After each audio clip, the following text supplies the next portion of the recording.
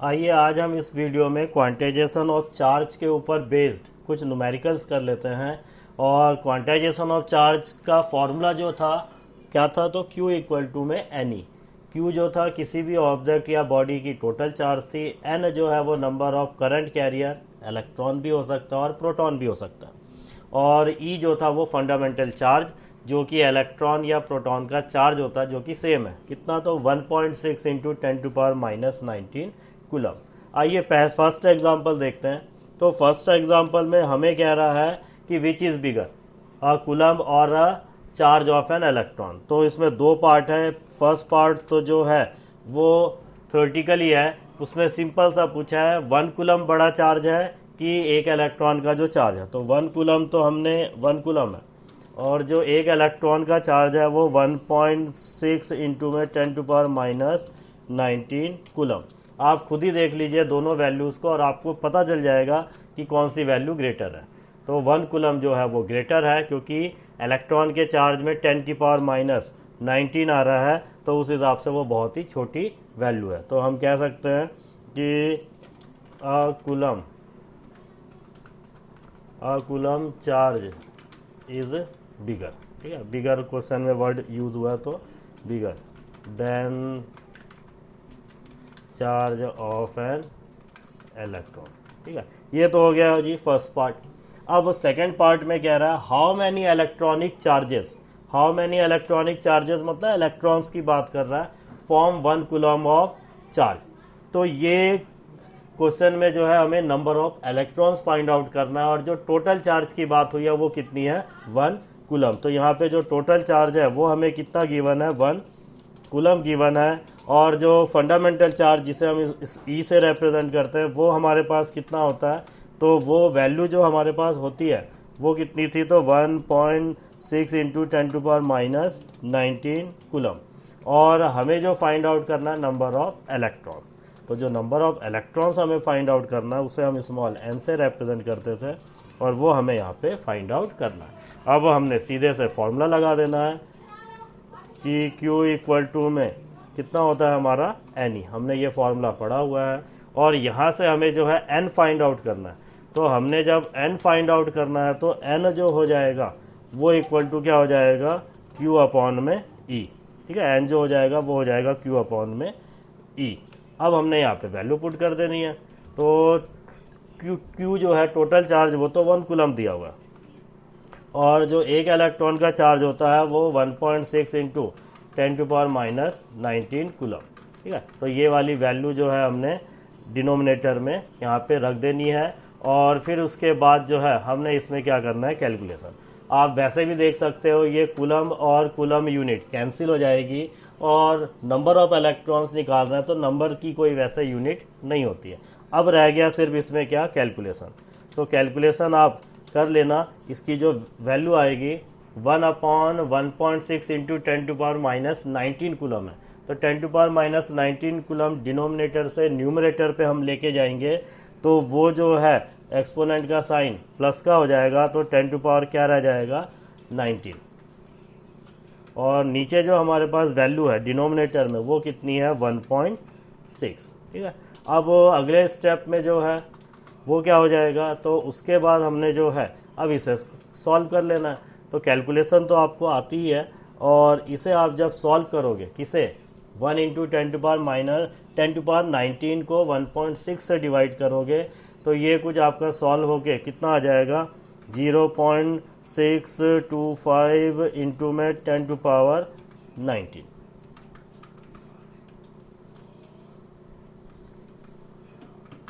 ठीक है, 0.625 इंटू 10⁻19 ये वैल्यू आ जाएगी। और हमने 11th में पढ़ा हुआ है साइंटिफिक नोटेशन, तो ये जो आंसर आया हमने इसे साइंटिफिक नोटेशन के फॉर्म में लिखना है, और उसके अकॉर्डिंग ये 6.25 इंटू 10⁻18 आ जाएगा। ठीक है, तो आंसर हमारा जो आ जाएगा वो इतने ही क्या आ जाएंगे, इलेक्ट्रॉन। ठीक है जी, अब यहाँ पे ये सॉल्व हो गया। अब एक बार देख लेना और खुद भी करके सॉल्व करके देख लेना। अब हमने यहाँ पे क्या है, दूसरा एग्जांपल देख लेते हैं। तो दूसरा एग्जांपल में जो हमें कह रहा है उसमें क्या कह रहा है कि a comb drawn through person's hair on a dry day causes 10 to power 22 electrons to leave the person's air and stick to the comb। कि यहाँ पे ये रबिंग वाला कंसेप्ट आ गया है। हमें इसमें कह रहा है कि एक कॉम लिया और उसे किसी पर्सन के हेयर्स पे जो है ड्राई डे में जो है उसमें लगाया, तो जो 10 टू पावर 22 इलेक्ट्रॉन्स है वो पर्सन के हेयर्स में से इलेक्ट्रॉन किस पे चलेगा, कॉम पे। तो यहाँ पर्सन का जो एयर है वो 10 टू पावर 22 इलेक्ट्रॉन लॉस कर रहा है और कॉम जो है वो 10 टू पावर 22 इलेक्ट्रॉन्स गेन कर रहा है। हमें कह रहा है calculate the charge carried by the com. तो अब कॉम में कितना चार्ज आ गया हमें वो यहाँ पे क्या करना है, फाइंड आउट करना है। तो फाइंड आउट कर लेते हैं, देख लेते हैं किस तरीके से। तो यहाँ पे भी जो कंसेप्ट लगेगा वो क्वांटाइजेशन ऑफ चार्ज का ही कंसेप्ट लगेगा। तो इसमें जो हमें गिवन है तो वो क्या गिवन है, नंबर ऑफ इलेक्ट्रॉन, जो कि आपको वैल्यू दिख रही होगी कितनी है, 10 की पावर 22 इलेक्ट्रॉन्स। तो ये जो है ये नंबर ऑफ इलेक्ट्रॉन्स हमें गिवन है। और हमें जो और एक चीज़ क्या गिवन है जो क्वेश्चन में नहीं लिखा है फिर भी हमारे पास उसकी वैल्यू है, वो क्या है, फंडामेंटल चार्ज। तो वो जो फंडामेंटल चार्ज होती है उसकी वैल्यू कितनी होती है, तो वो अब आपको याद भी हो गई होगी और पहले से भी याद होगी, कितनी, 1.6 इंटू में 10 टू पावर -19 कूलम। तो यहाँ एक तो हमें नंबर ऑफ इलेक्ट्रॉन गिवन है और फंडामेंटल चार्ज पता है। हमें कह रहा है कॉम में अब टोटल कितना चार्ज हो गया, तो उस हिसाब से हमें यहाँ पे टोटल चार्ज फाइंड आउट करना है, जो कि कितना है, कैपिटल क्यू। तो हमने यहाँ पे जो है capital Q total charge find out करना है। फॉर्मूला लगा लेंगे क्यू इक्वल टू में एन इंटू में ई, ठीक है। और यहाँ पे हमने वैल्यू रख देना है। नंबर ऑफ इलेक्ट्रॉन जो है वो कितना है, 10 की पावर 22, वो हमने यहाँ वैल्यू रख दी। और इंटू में जो आ जाएगा वो कितना आ जाएगा, फंडामेंटल चार्ज, वो कितना था, 1.6 इंटू में 10 टू पावर -19 कूलम, ठीक है। 1.6 इंटू में 10 टू पावर -19 कूलम। अब ये जब मल्टीप्लिकेशन करेंगे तो यहाँ कैलकुलेशन तो और सिंपल सी है। जो कैलकुलेशन है उसमें अगर देखा जाए तो डिनोमिनेटर में कोई टर्म नहीं है, कैलकुलेशन के लिए भी कुछ नहीं है, बस ये 10 की पावर 22 और ये 10 की पावर -19। मल्टीप्लिकेशन में है, बेस सेम है, बेस सेम है तो एक्सपोनेंट जो है वो प्लस हो जाते हैं। और उस हिसाब से 10 की पावर एक तो थी 22 और प्लस करेंगे -19 तो वो माइनस का 19 हो जाएगा। और इस तरीके से अब हमने इसे सॉल्व कर लेना, ठीक है। तो यहाँ पे अगर देखा जाए तो ये आ जाएगा और नेक्स्ट स्टेप में अब हमने जो है फाइनल वैल्यू लिख देनी है। तो वो करिए 1.6 इंटू में 22 -19 कितना रह जाएगा, तो 3। तो ये जो है 10 की पावर वैल्यू कितनी रह जाएगी, 3। और हमने जो है वो यूनिट जो है कूलम। तो ये आ गया हमारा आंसर। अगर आप यहाँ मैंने आंसर दे रखे हैं उसमें देखोगे तो आगे माइनस लिखा हुआ है, वो आगे माइनस इसलिए लिखा हुआ है क्योंकि बात किसकी हुई है, इलेक्ट्रॉन की। आप नहीं भी लिखोगे तो कोई दिक्कत नहीं है, क्योंकि जो हमने फॉर्मूला पढ़ा था उसमें था Q इक्वल टू में ±NE। अगर इलेक्ट्रॉन की बात होगी तो आगे नेगेटिव साइन लगाएंगे और अगर प्रोटॉन की बात होगी तो आगे जो है वो पॉजिटिव का साइन लगता है। तो इस तरीके से ये हमारा सेकंड एग्जाम्पल भी हमने यहाँ पे सॉल्व कर लिया है। आप भी घर पे एक बार ही देख लेना इसे करके। अब जो है थर्ड क्वेश्चन पे आ जाते हैं। ये थोड़ा अलग तरीके का, क्योंकि क्वांटाइजेशन वाले फॉर्मूले में सीधा सा कंसेप्ट है, या तो क्यू निकलेगा या फिर एन फाइंड आउट करेंगे। अब ये जो थर्ड एग्जाम्पल है इसमें कह रहा है if a body gives out 10 to power 9 electrons every second. कोई बॉडी है जो हर एक सेकेंड में, एवरी सेकेंड में 10 टू पावर 9 इलेक्ट्रॉन जो है वो क्या कर रहा है, लॉस कर रहा है, दे रहा है। How much time is required to get a total charge of 1 coulomb from it. अब यहाँ पे हमें टोटल टाइम कितना लगेगा कि जो है वो 1 कूलम चार्ज जो है वो लॉस कर दे। तो ये हमारा जो है वही यूनिटरी मेथड के ऊपर बेस्ड है, सिंपल सा जो हम कैलकुलेशंस करते हैं उसके ऊपर बेस्ड है। तो सीधा कैसे सॉल्व करेंगे, तो हमने यहाँ पे देखा कि 1 सेकेंड में अगर जो वो इलेक्ट्रॉन लॉस कर रहा है, तो 1 सेकेंड में जो उसने इलेक्ट्रॉन लॉस किया वो कितना किया, 10 टू पावर 9 इलेक्ट्रॉन, ठीक है। तो ये जो 10 टू पावर 9 इलेक्ट्रॉन है इसका हमने क्या निकाल लेना है, चार्ज, कि 1 सेकेंड में उसने कितना चार्ज लॉस किया। क्योंकि यहाँ पे हमें 1 कूलम चार्ज को लॉस करने में लगने वाला टाइम फाइंड आउट करना है।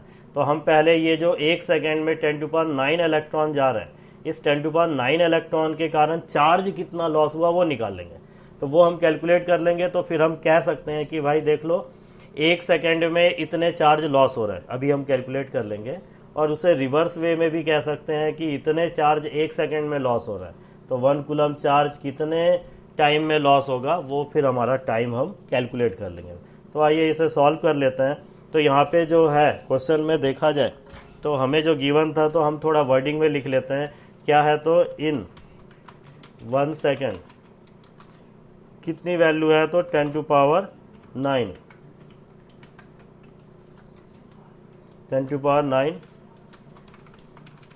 Electrons are loss.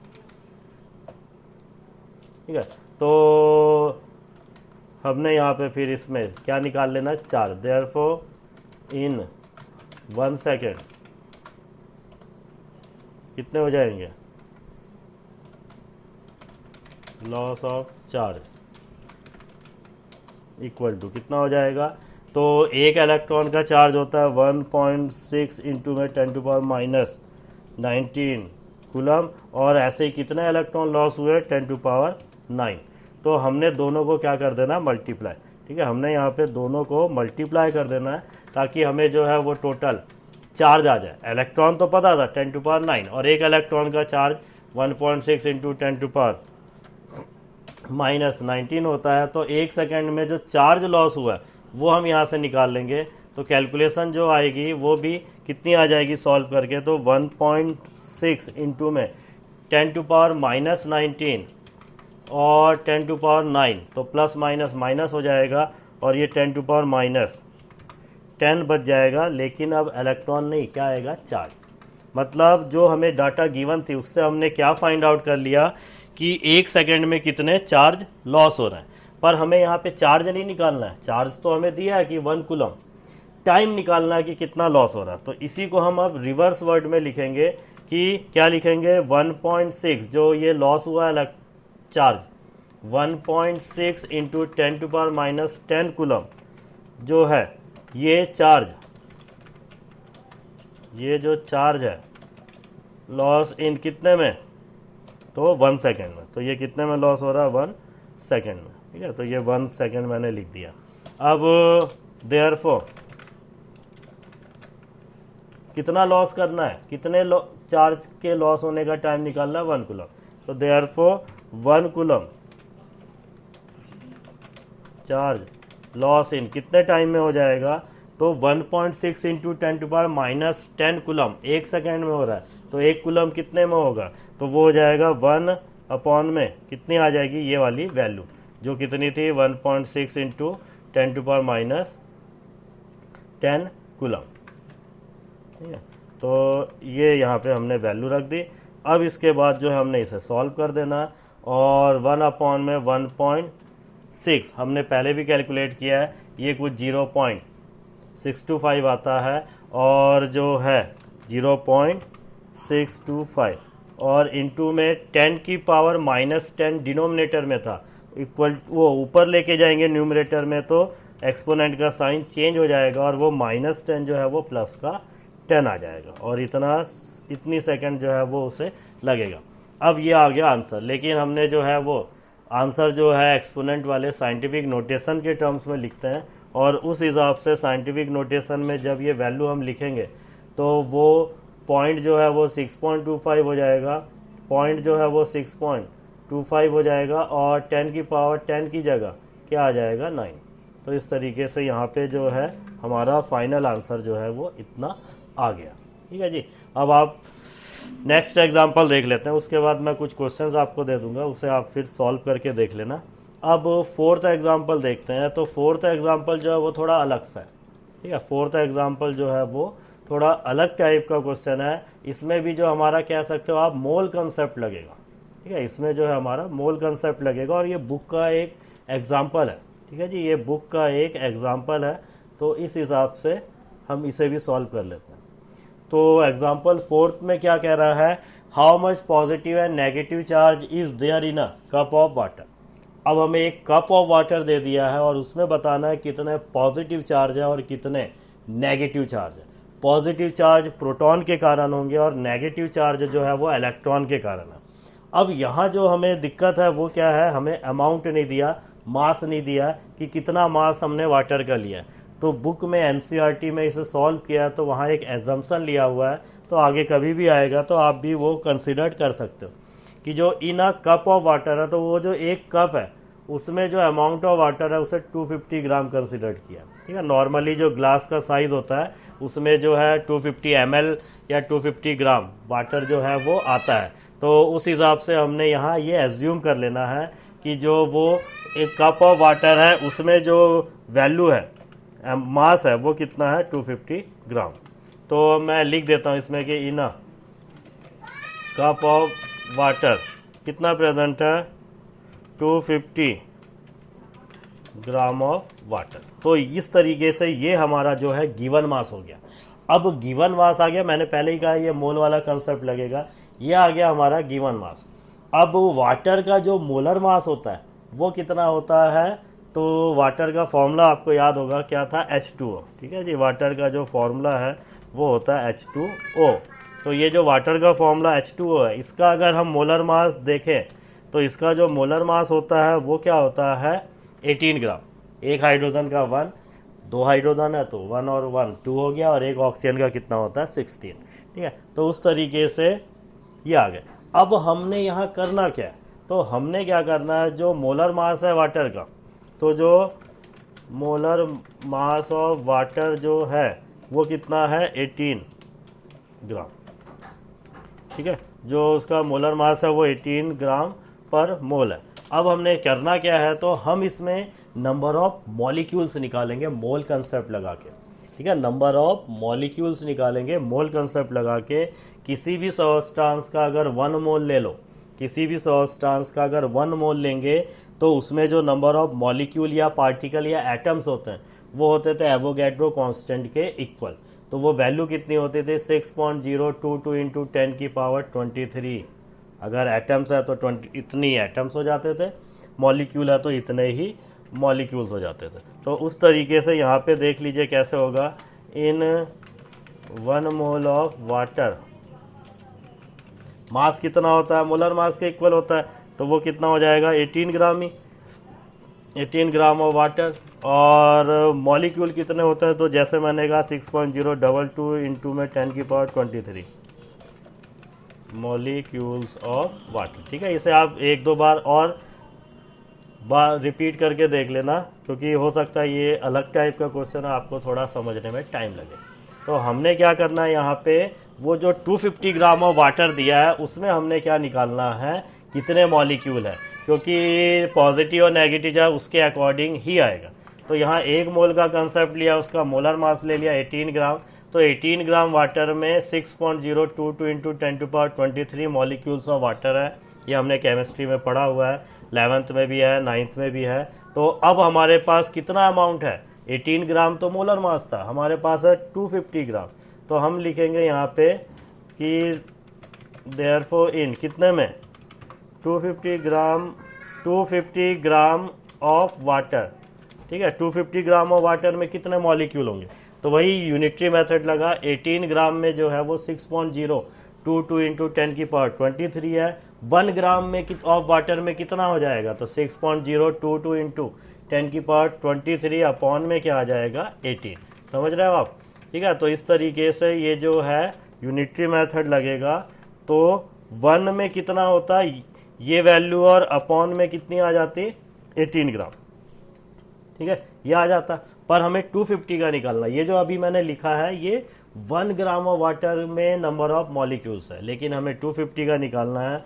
तो क्या हो जाएगा, 250 का निकालना है तो ये पूरी वैल्यू जो है वो अब किससे 250 से क्या करेंगे, हम मल्टीप्लाई करेंगे। ठीक है जी, तो ये जो है 250 से हमने इसे क्या कर देना है मल्टीप्लाई, तो ये अपॉन में उसके और पूरे पे आ जाएगा 250 ग्राम। ठीक है, आप समझ आ गया होगा क्या किया, एक बार और रिपीट कर दे रहा हूँ। 18 ग्राम ऑफ वाटर में 6.022 इंटू 10 की पावर 23 मॉलिक्यूल्स है, 1 ग्राम ऑफ वाटर में कितना होगा, तो 6.022 इंटू 10⁻23 अपॉन में 18, पर हमें कितने का निकालना है, 250 का। तो 1 ग्राम में जो है वो 6.022 इंटू 10⁻23 अपॉन 18 है, तो 250 ग्राम में कितना होगा, तो 250 उस पर हमने क्या कर देना है, मल्टीप्लाई कर देना। तो 250 हमने उस पर मल्टीप्लाई कर देना। अब यहाँ पे आ गई कैलकुलेशन की बारी। तो जो कैलकुलेशन है वो आप इसे जब सॉल्व करोगे तो देख लेते हैं यहाँ पे कैलकुलेट करके कि ये जो कैलकुलेशन है इसमें आंसर कितना आएगा। तो हमारा जो न्यूमरेटर में है वो है 6.022, ठीक है, और डिवाइडेड बाय कितना है, 18। तो ये जो वैल्यू आ जाएगी 0.3345, और फिर 5 रिपीट हो रहा है, और साथ में इंटू में 10⁻23 एज इट इज़ थी। ठीक है जी, ये तो आ गया उस ब्रैकेट के अंदर वाले टर्म्स को सॉल्व करके। अब इनटू में हमारा कितना है, 250 ग्राम भी है, तो 250 ग्राम भी था, और ग्राम से ग्राम यूनिट कट गया है, आप देख लेना, 18 ग्राम और 250 ग्राम का यूनिट मॉलिक्यूल्स ऑफ वाटर। अब अगले स्टेप में जो है वो हमने क्या, इसे मल्टीप्लाई कर देना। तो 0.3345 था, इंटू में क्या हो जाएगा, 250 आ जाएगा, और ये करीब 83.64, आप भी घर पे चेक कर लेना, 83.64 आ रहा है, और इंटू में 10⁻23 जो है वो वैल्यू सेम आएगी। और क्या था, मॉलिक्यूल्स ऑफ वाटर। अब यहाँ तक हमने तो सॉल्व कर लिया। अब मॉलिक्यूल्स ऑफ वाटर क्यों निकाला हमने, अब वो आपको पता चल जाएगा। ये तो हो गया इतने, भाई वो 1 कप ऑफ वाटर में इतने मॉलिक्यूल्स ऑफ वाटर है। अब हमें तो निकालना था पॉजिटिव और नेगेटिव चार्ज, तो हमने कहा इन 1 मॉलिक्यूल ऑफ वाटर क्या होते हैं, कितने इलेक्ट्रॉन्स या कितने प्रोटॉन्स होते हैं, तो 10 ही इसमें इलेक्ट्रॉन्स होते हैं और 10 ही इसमें प्रोटॉन्स होते हैं। ठीक है, 10 ही इलेक्ट्रॉन्स होते हैं और 10 ही इसमें क्या होते हैं, प्रोटॉन। अब आप बोलोगे ये कहाँ से आ गया, तो सिंपल सा समझ लीजिए, H2O फॉर्मूला है, एक हाइड्रोजन का एटॉमिक नंबर 1 है, मतलब उसमें एक प्रोटॉन है, तो 2 हाइड्रोजन है तो 2 प्रोटॉन आ गए। ऑक्सीजन का एटॉमिक नंबर 8 होता है तो उसमें 8 प्रोटॉन है, तो टोटल जो है ऑक्सीजन के 8 प्रोटॉन और 2 हाइड्रोजन के 2 प्रोटॉन, तो टोटल हो गए 10 प्रोटॉन। ठीक है, 10 प्रोटॉन हो गए। इलेक्ट्रॉन प्रोटॉन के इक्वल होता है, तो इसीलिए 10 इलेक्ट्रॉन्स भी है। अब ये 10 इलेक्ट्रॉन से हमारे जो है नेगेटिव चार्ज आ जाएंगे और 10 प्रोटॉन से हमारे जो है वो पॉजिटिव चार्ज आ जाएंगे। वैल्यू सेम आएगी क्योंकि दोनों ही इलेक्ट्रॉन और प्रोटॉन 10 थे। पर ये जो 10 इलेक्ट्रॉन या 10 प्रोटॉन है, ये एक मॉलिक्यूल ऑफ वाटर में है। हमें जो दे रखा था वो एक कप ऑफ वाटर है, मतलब 250 ग्राम, और उसमें जो मॉलिक्यूल्स निकले वो कितने, 83.64 इंटू 10⁻23 मॉलिक्यूल्स ऑफ वाटर। तो भाई एक मॉलिक्यूल ऑफ वाटर में 10 इलेक्ट्रॉन या 10 प्रोटॉन, तो इतने मॉलिक्यूल्स ऑफ वाटर में कितने होंगे। तो यहाँ पे जो है अब हमने सीधा सा कैलकुलेशन है, ठीक है, तो यहाँ पे जो ये वैल्यू है, तो अब हम यहाँ पे लिखेंगे देयरफॉर इन कितने में 83.64 इंटू 10⁻23 मॉलिक्यूल्स ऑफ वाटर में क्या हो जाएगा, कितने होंगे, तो 10 इंटू में ये वैल्यू आ जाएगी, 10 इंटू में ये वैल्यू आ जाएगी, और इतने ही कौन होंगे, इलेक्ट्रॉन्स और प्रोटॉन। ठीक है, आप समझ गए, इतनी वैल्यू में जो है इतने ही इलेक्ट्रॉन्स और इतने ही क्या होंगे, प्रोटॉन। इलेक्ट्रॉन की भी इतनी वैल्यू आएगी और प्रोटॉन की भी वैल्यू इतनी ही आएगी। अब हम इसे यहाँ पे मल्टीप्लाई कर लेते हैं, तो जो मल्टीप्लाई कर लेंगे तो उसके हिसाब से अगर देखा जाए तो ये कितना आ जाएगा, तो 10 है, 10 इंटू में 10 है, 10 इंटू में जो है वो हमने 10 की पावर, तो ये कुछ आ जाएगा करीब कितना, 83.64 इंटू में 10 की पावर 24 इलेक्ट्रॉन्स और प्रोटॉन। ठीक है, तो हमने 10 मल्टीप्लाई कर दिया तो 83.64 तो एज इट इज़ है, लेकिन 10 जो है वो बेस सेम तो प्लस हो गया एक्सपोनेंट। अब ये हमारा सॉल्व करके इतना इलेक्ट्रॉन और इतने प्रोटॉन आ गए। किसी की नज़र इस आंसर पे गई होगी और वो कह रहा होगा अरे आंसर तो आया ही नहीं है। ठीक है, यहाँ हमने कुछ और आ रहा है, वहाँ कुछ और आ रहा है, तो रुक जाइए। अभी हमने यहाँ पे क्या निकालना है, पॉजिटिव और नेगेटिव चार्ज निकालना है। ये तो हमने निकाला इलेक्ट्रॉन और प्रोटॉन। अब हम क्या कहेंगे कि now the charge of an electron और प्रोटॉन, मैं दोनों का एक साथ सॉल्व कर देता हूँ। कितना होता है 1.6 इंटू 10⁻⁻19 कूलम। ये एक इलेक्ट्रॉन कह लीजिए या एक प्रोटॉन कह लीजिए, उसका ये क्या होता है चार्ज। तो हमारे पास कितने इलेक्ट्रॉन और प्रोटॉन आए हैं, तो हमारे पास जो आया है वो 83.64 इंटू 10⁻24 आए। तो हम यहाँ पे इसी में तो चार्ज निकालना है, देयरफॉर द चार्ज ऑफ कितना 83.64 इंटू 10⁻24 इलेक्ट्रॉन या प्रोटॉन कितना हो जाएगा, तो मल्टीप्लाई हो जाएगा।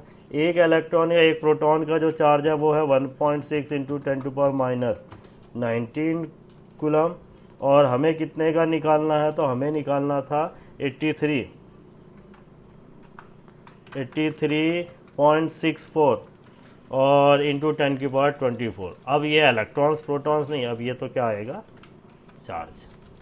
ठीक है, पॉजिटिव का भी यही होगा और नेगेटिव का भी यही होगा। तो इस तरीके से ये अब हमने यहाँ पे कैलकुलेशन कर लेनी है, और कैलकुलेट करने के बाद अब हमारा जो है वो फाइनल आंसर यहाँ पे आ जाएगा। ठीक है, तो अब हम कैलकुलेशन करके देख लेते हैं। तो कैलकुलेशन में क्या है, जो 1.6 है 1.6 वो मल्टीप्लाई होगा किसके साथ 83.64। ठीक है जी, और वो आ जाएगा करीब 133.824 133.824 करीब इतनी वैल्यू दिख रही है। इनटू में अब 10⁻⁻19 और 10⁻24 प्लस माइनस माइनस होगा, और 24 में से 19 जाएगा तो मेरे ख्याल से 5 बच जाएगा। तो ये इनटू में जो है वो कितनी हो जाएगी, इनटू में जो है वो 10⁻5। ठीक है, और इतने ही पॉजिटिव और इतने ही नेगेटिव क्या है चार्ज। ठीक है जी, तो इतने ही पॉजिटिव और इतने ही नेगेटिव चार्ज है। अब जो है ये हमारा फाइनल आंसर आ गया। ठीक है, तो जो मैंने जो वैल्यू दी हुई है वो करीब कितनी दी हुई है आंसर में, मैंने दी है 1.33 इंटू 10⁻7 पर हमारी ये वैल्यू दिख रही है। तो अभी हम इसे साइंटिफिक नोटेशन में लिखेंगे। तो जब हम साइंटिफिक नोटेशन में लिखेंगे तो वो जो डेसिमल है 133 पॉइंट है वो चेंज होके 1.33 आ जाएगा, और इनटू में 10 की पावर डेसिमल हमने 2 प्लेस किधर शिफ्ट किया है लेफ़्ट की तरफ, तो याद होगा एक्सपोनेंट में भी 2 वैल्यू बढ़ जाएगी। और इस तरीके से इतना जो है ये जो है हमारा क्या आ गया कूलम्ब आ गया चार्ज। ठीक है जी, तो इस तरीके से ये हमने 4 एग्जाम्पल इस वीडियो में कर लिए हैं। और ये चौथा वाला जो एग्जाम्पल था ये थोड़ा अलग सा था, पर एनसीईआरटी में था इसलिए मैंने इसे सॉल्व कराया, ताकि इस तरीके का और कुछ भी अगर आए तो आपको आइडिया लग जाए।